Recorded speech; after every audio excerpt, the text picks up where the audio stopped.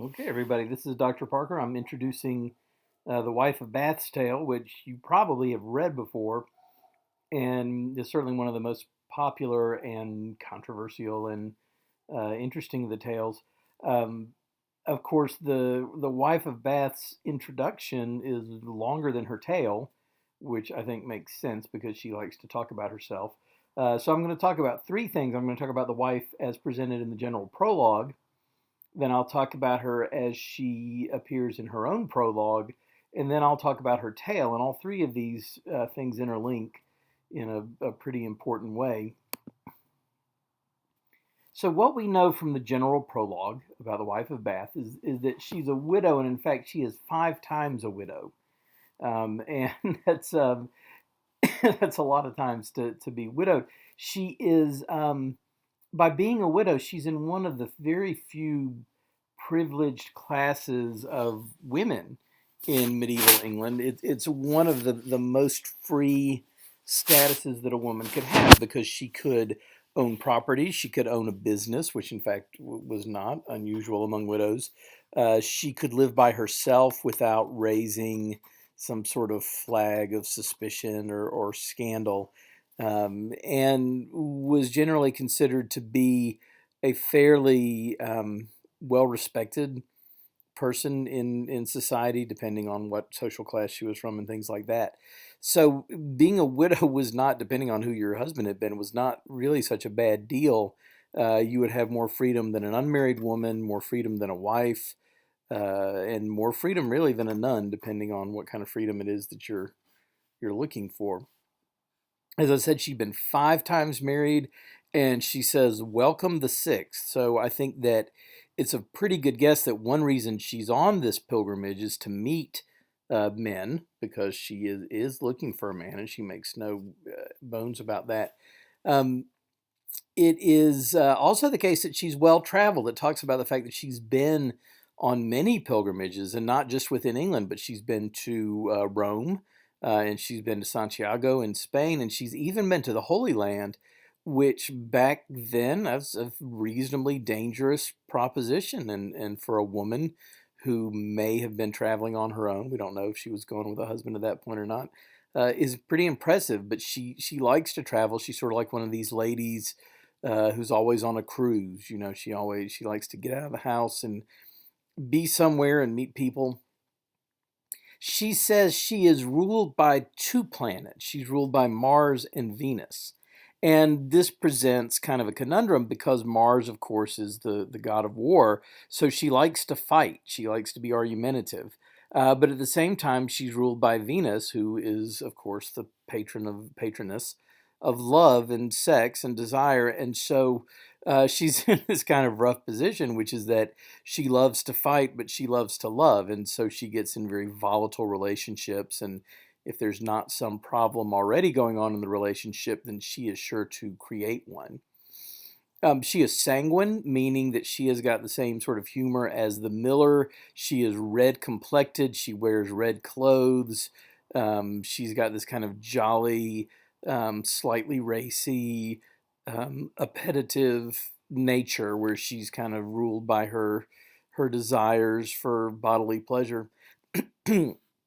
And she is gap toothed. And that may not mean much to you, but in the Middle Ages, that was actually supposed to be a sign of lustiness and possible promiscuity, but certainly lustiness, if nothing else. And there's our Brigitte Bardot, who is gap toothed, icon of the 60s.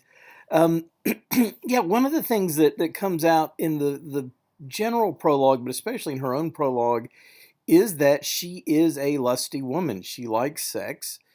She makes no apologies for that. She claims that she only ever satisfies that need within marriage, although I think that if nothing else, she's an unreliable narrator. And a lot of what her prologue revolves around is why is this such a threat to the men of her time, and especially to the church of her time. She talks about the fact that she's been called out by local clergy for being married so often, that she need not be married, and we'll talk about that so many times, and we'll talk about that in a minute. Some of the ridiculous scripture that they give as evidence for that. But she says, I don't pretend to be, a blushing flower virgin. I don't want to be. I never wanted to be, and that's great for those who are. Um, but we'll talk about in a little bit. Why is it that a sexually powerful and frank woman is so threatening to these people, and it still is to some people.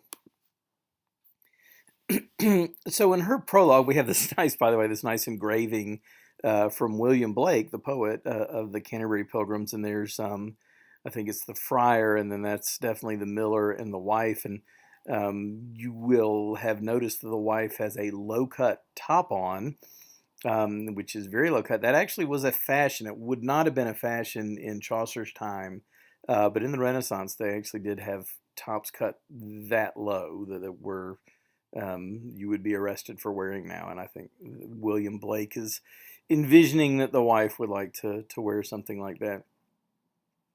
But anyway, in the Wife of Bath's prologue to her own tale, she talks about this is the big philosophical debate in her tale is the difference or the superiority of experience or authority.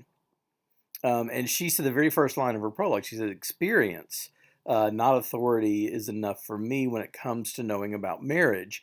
And this is about why does the church oppose her being married so often? And of course, this is a church that is run by allegedly celibate men, celibate clergy who've not been married, who don't know marriage, and yet there's this paradox that they are the ones who dictate the rules for marriage and sex. And she says, this is no good, that these people don't understand marriage, they don't know what's going on, they don't understand these needs, and so they really ought not be the ones to tell her when and how often she can get married. She talked about these really bizarre scripture quotes that they give her when they tell her that she shouldn't be married anymore. One which is not so far fetched. They talk about the fact that when Jesus saw the woman at the well, he said that you've had well, I'm going to miss the number now. I think you've had 5 husbands, and the man you're living with is not that you're living with now is not your husband. And the wife says, well, how do we know he was complaining about the multiple marriages, but not rather the living in sin she was doing? And then these priests also have told her that because Jesus only ever went to one wedding, which was the wedding at Cana, that means that you should only be married once. And of course, that's a really, really bad proof text kind of argument to make about marriage. And she says, God has sent me my sexual organs, and I will use them as freely as he gave them to me. But again, as she claims, it's always going to be within the context of marriage. She says that God commanded us to go forth and be fruitful and multiply, and that's what I'm trying to do. Now, one thing that I will point out about the wife that I think was probably important was that there's no evidence that she's had any children. For all that she likes to talk about herself, she never ever mentions children. And if she's been married 5 times, the suspicion is that this has something to do with her, more so than her 5 husbands. And while now we would just say, this is obviously a medical issue, I think in Chaucer's time, and certainly Chaucer himself, is using this symbolically, that the church's teaching about sexuality is it was only to be used for procreation, and she is certainly exercising her sexuality, but it is not resulting in that. And therefore, we're supposed to read that there is maybe something. I don't know. I don't think Chaucer dislikes the wife, and I don't think he maybe even disapproves of her that much. But I think there's a contradiction here that's going on, which is that she is sexually very active, but she does not have children, and so it becomes a use, an end into itself, which it's not supposed to be. In the medieval church, they were very concerned, obviously, with women's sexuality, and the hierarchy. The last thing I've got on this list here was sort of virgin, then widow, then wife. That a virgin was the highest thing that you could attain to, and that then if you were you had been married but you were a chaste widow, that was sort of the second highest status, and then a wife who is keeping herself within the bonds of marriage is kind of the well, I would say the lowest. I mean, the lowest would be someone having sex outside marriage, but I don't think they would even give that um, any kind of credit at all. The little phrase I've written here, that's a line from a medieval lyric, Ave fit ex Eva, which means that Ave, as in Ave Maria, Mary, comes from fit ex Eve, Eve from the Garden of Eden. So the sin of Eve, of Eva, leads to what we would call the fortunate fall, the fall of man, which necessitates the incarnation of Christ, which gives us Mary, Ave, Ave Maria. And if you'll look, of course, Ave and Eva are the same word spelled backwards. So the medievals really saw Eve as a reverse, a mirror opposite of Mary. And as a result, or maybe I don't know if it's as a result or as just one of the symptoms, the church tended to lump women into two categories. You either were a perfect, chaste, motherly, pure figure like Mary, or you were an evil seductress who dragged mankind out of paradise like Eve. And they allowed very little room for something in between. The continuum of men was a little bit more complete. You have people like David and you have people like Solomon who are not exactly choir boys, but at the same time are held up as heroes. Women, on the other hand, tended to either be Jezebel or, Rachel or something like that. And the wife is having, not unexpectedly, problems finding a comfortable role for herself within the dictums of the church. She's been married 5 times, the wife has. And it says since the age of 12, and that's not actually a particularly unusual age, which seems horrific to us. But the idea was that you married your wife, if possible, before she achieved puberty.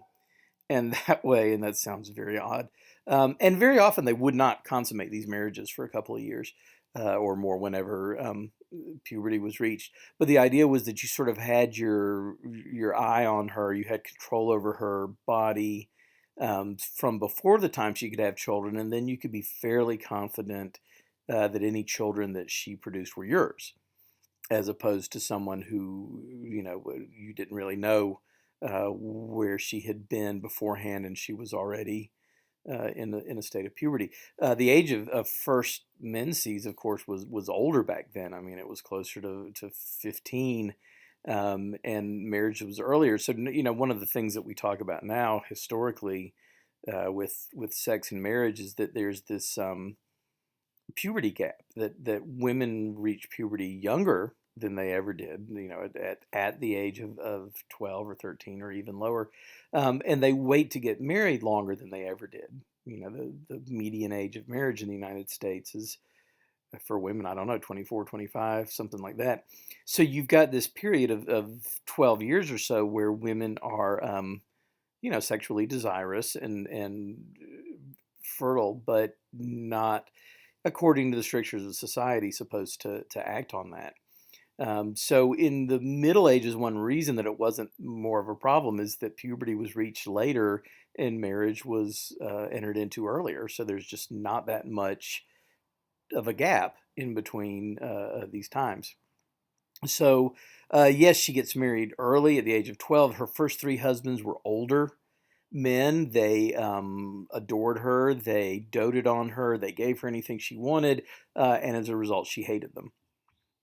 She couldn't stand a doormat. She very intensely not only disliked them, but she kind of tortured them, and she's sorry about it now. She says, but that sexually she made them work so hard that they thought they were going to die.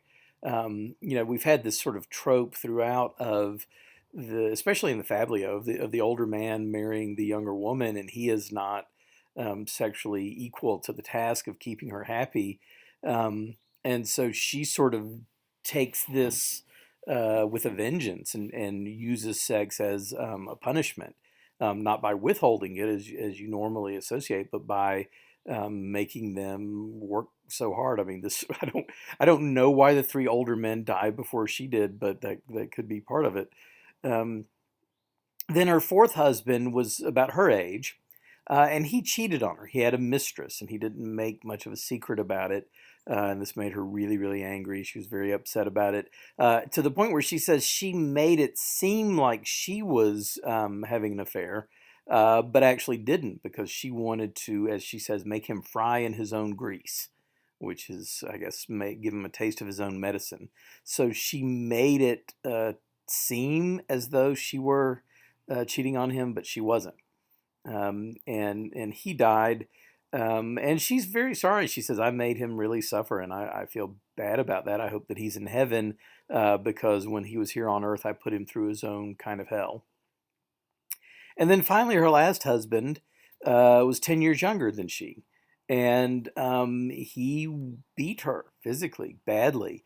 She says, to the point where she can still feel it on her ribs. He broke her ribs. He's also the reason that she is somewhat deaf, because as we find out one day, he's reading in his misogynistic book of Wicked Wives, reading these stories out loud to her, and she pulls 3 pages out of his book and throws them in the fire, and he stands up and hits her on the side of the head so hard that she goes deaf in that ear. And this is alluded to in the general prologue, but we don't know why. It just says she's somewhat deaf. Only in her prologue do we get the story of why she's somewhat deaf. And afterwards, she falls into a faint, and he thinks that she's dead. And he is so sorry that from then on, for the rest of his life, and again, he's 10 years younger than she is, and he dies before she does. And I think there's just a lot of stress involved in being married to her. And the rest of his life, he lets her do whatever she wants. And in a way, this is kind of foreshadowing of her tale, which is going to be about what women really want. So she achieves what to her was an ideal marriage in the end, but it is achieved through a pretty horrific, I think we would consider, set of circumstances that involve beating and abuse and all kinds of things. And I don't think it's a coincidence that the one she loves the best is the one that beats her, because she herself says um, that she generalizes to women. Now she thinks all women are like her, which I don't think that Chaucer thinks, but she says that we women, if you withhold something from us, we want it, and if you give it to us, we don't want it. And so, because he withheld his love, he was the one that I wanted the most. And it's very much a battered woman kind of psychology, where because his love is so sparing and so withdrawn, that she works all the much harder for it. And so I think Chaucer has a pretty good understanding of a very unfortunate psychology that we see still. So her tale, The Wife of Bath's Tale. By the way, most of these engravings are from the Kelmscott Chaucer, which was published around the beginning of the 20th century. It was kind of out of the pre-Raphaelite movement, although I've got both that and a couple of other edition pictures in here. But so The Wife of Bath's Tale, it's interesting because it's set in an Arthurian milieu, and it's the only Chaucer story that's set during Arthurian times, or in the Arthurian court. And it starts off as such a fairy tale. Once upon a time, there's a handsome knight, and he's riding by the river, and he sees a beautiful peasant girl. And we're thinking, oh, this is going to be nice, and magic and knights and ladies and stuff. And then the knight rapes her. There's no other way to say it. It's just shocking. He just gets down off his horse. We see in this print the knight's offense, which is a pretty cleaned up version of what happened, although he looks pretty menacing there.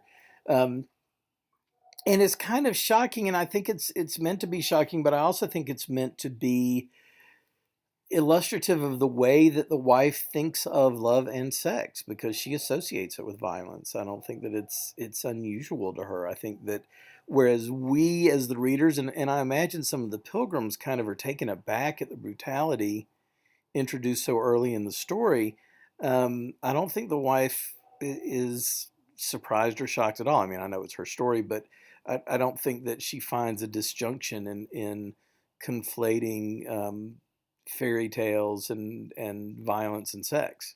I think that they probably go together for her.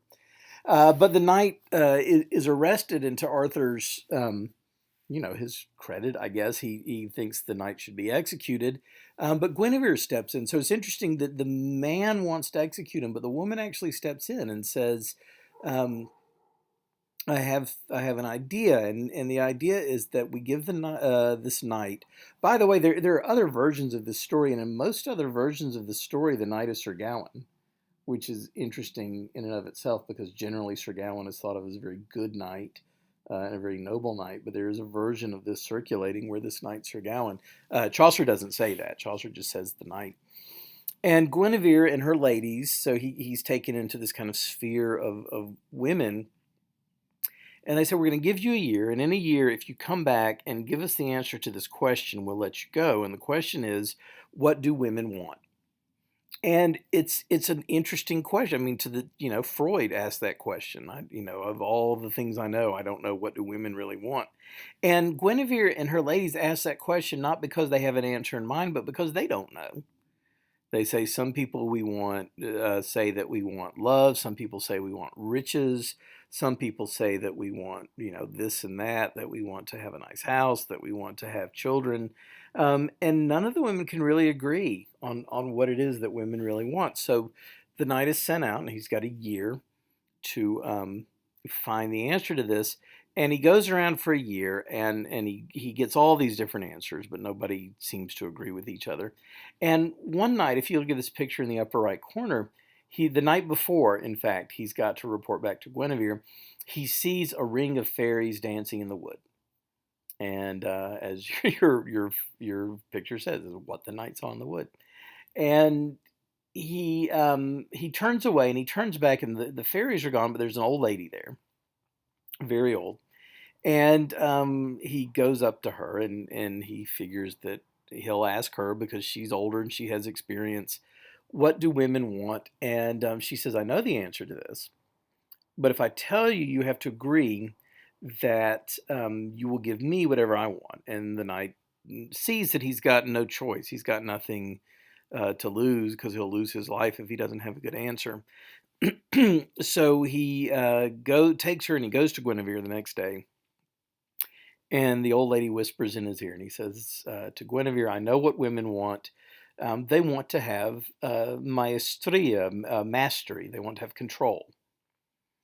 And Guinevere and her ladies look at each other, and they say, you know what, you're right. This is what we want. We want some control over our lives, over our bodies, over our destinies.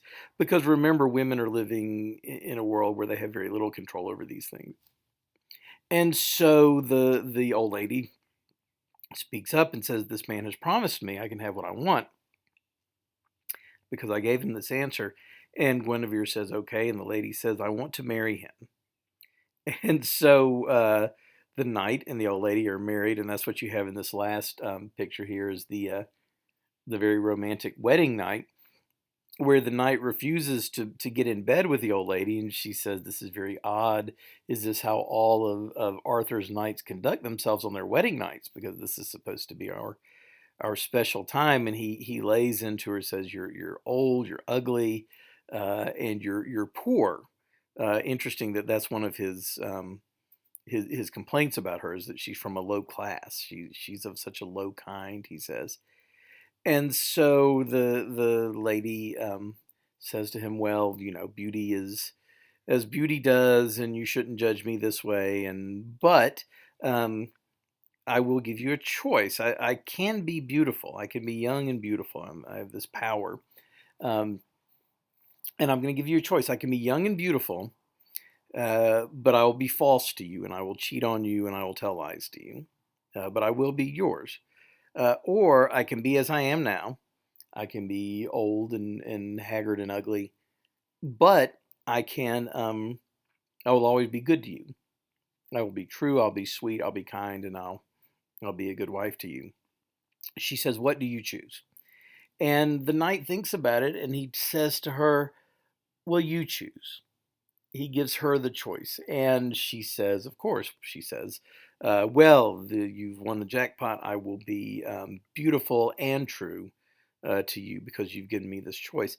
And so the point of the story is that the knight, whereas Arthur wanted to execute the knight, Guinevere saw an opportunity to educate the knight. And over a year, he comes to learn that women want control. And not only does he learn that in kind of a book learning, intellectual kind of way, but he actually puts it into practice. When the woman says, which will you have me be? He says, you decide. It's your life. It's your destiny. You deserve the choice. And so she rewards him. So in a way, I think the wife of Bath sees this as a reflection of her marriage, where she had the bad boy, she had the knight, or the not the knight, she had the young husband who was kind of cruel and rough, but at the same time gave her control as a result of the fight that they had. And so, in the wife's kind of twisted interpretation of things, I think she sees herself as having this kind of fairy tale marriage that the knight has. And so, the fairy tale, even though it's shorter than her prologue, parallels it pretty significantly. So at the end, what do we see? So from the beginning, this idea that experience trumps authority in the wife's mind, which is to say that her experience being married over and over again is more significant than the authority given to priests who can pronounce marriages and condemn marriages, but they can't actually get married. Women, in the wife of Bath's opinion, and remember, this is all being filtered through the wife of Bath, who is a kind of unreliable and problematic narrator at best. Like the bad boys, like the men who are difficult and who are hard to get, and their love is hard to get. And the wife says all women like that. Now, of course, the wife is not able to speak for all women, but she thinks she is. And then the last theme, which I think is one that maybe Chaucer's more on board with, is that women ultimately want control of their own lives, not of everybody's life, but of their own lives, and that in a world like Chaucer's, where women had precious little control, despite the fact that they were intelligent, wonderful, thinking, feeling people, they didn't get much control. And that even giving a sort of a modicum of that is important. This is one of the tales, we'll talk about this more in the weeks coming up, that people call part of the marriage group, which are the group of tales where Chaucer seems to be contemplating what makes a good marriage, what's a bad marriage. This tale, the Nun's Priest's Tale, the Clerk's Tale, and the Franklin's Tale especially, are seen as tales that look at sort of different ideas about what a marriage should be and how a marriage should work. Chaucer's really interesting in that he's one of the first English authors I can think of, and I mean, in some ways, one of the last of the early group to think about marriage. I mean, if you think about stories, they tend to end in weddings. If you think about Shakespeare plays, for example, Shakespeare comedies end with weddings. Romantic comedy movies, you go see something that's got Kate Hudson and Matthew McConaughey in it, and it will be about their problematic courtship and end with their marriage, with their wedding. But then what Chaucer's interested in, well, what happens in the 50 years after the ceremony? These comedies tend to be geared towards a wedding, but are they really geared towards a marriage? And so Chaucer's very interested in the ideas of marriage and what happens in it. All right, so I will post you some questions to look at about this before long, but I hope you enjoy this. This is one of the good tales, and I hope you get a lot out of it, and I'll talk with you soon.